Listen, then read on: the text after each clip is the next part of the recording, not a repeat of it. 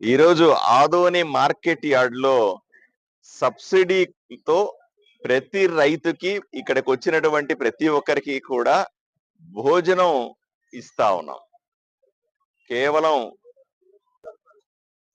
కేవలం 15 రూపాయలకే ఇక్కడ భోజనాన్ని, మంచి భోజనాన్ని ఏర్పాటు చేస్తా ఉన్నాం.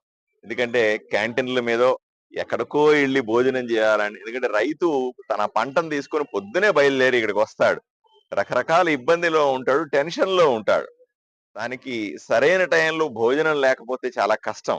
ఇక్కడున్న క్యాంటీన్లు కానీ, ఈ మార్కెట్ యార్డ్ బయట ఉన్నటువంటి క్యాంటీన్లు కానీ సరిపోవు. కాబట్టి వాటిని దృష్టిలో పెట్టుకొని రైతుల సౌకర్యం కోసం మార్కెట్ యార్డ్కు వచ్చేటువంటి ప్రజల ఆకలి తీర్చడానికి సబ్సిడీతో ఈరోజు మార్కెట్ యార్డు ఈరోజు ఇస్కాన్ వాళ్ళతో కలిపి ఏదైతే క్యాంటీన్లో, అన్నా క్యాంటీన్లో భోజనం తయారు చేస్తున్నారో ఆ ఇస్కాన్ సంబంధించి సంస్థతో మేము కోఆర్డినేట్ చేసుకొని ఇక్కడ 15 రూపాయలకే సబ్సిడీతో భోజనం ఏర్పాటు చేస్తాం. దానివల్ల అయ్యే ఖర్చుని మార్కెట్ యార్డ్ భరిస్తుంది. పర్మనెంట్ క్యాంటీన్ ఉంది, బట్ మెటీరియల్ కూడా అంతా ఉంది. బట్ పర్మనెంట్ గా క్యాంటీన్ మాత్రం ఓపెన్ చేయట్లేదు. గత 2 సంవత్సరాలు అయింది.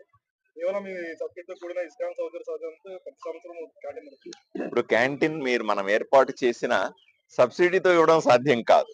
ఎందుకంటే క్యాంటీన్లు అనేవి ప్రైవేట్ క్యాంటీన్లు. మనం ఇక్కడ 2 ప్రదేశాలు ఐడెంటిఫై చేసి టెండర్ విధానంలో వాళ్ళకి అలాట్ చేస్తా ఉన్నాం. అది ప్రైవేట్ హోటల్ నడిపినట్టే ఉంటది. కానీ 15 రూపాయలకి భోజనం దొరకదు కదా అక్కడ.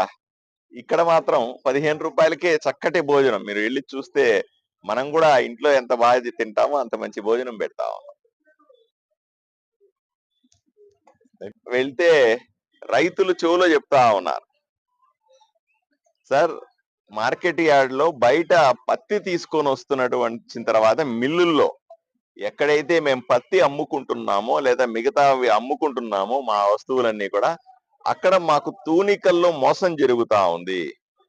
ఆ తూనికలకు సంబంధించిన అంశంలో దాంట్లో ట్యాంపర్ చేసి 100 కిలోలు కేవలం 80 కిలోలు ఉండేలాగా చూపెట్టే ప్రయత్నం జరుగుతా ఉంది. రైతులు మోసపోతా ఉన్నారు అని వచ్చి చెవులో చెప్తా ఉన్నారు అక్కడ.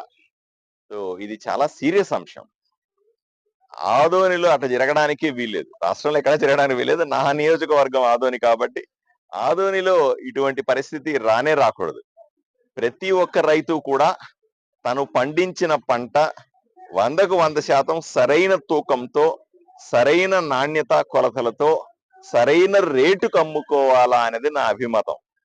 దీనికి విరుద్ధంగా ఎక్కడైనా సరే, ఏ దళారి దగ్గరైనా సరే, ఏ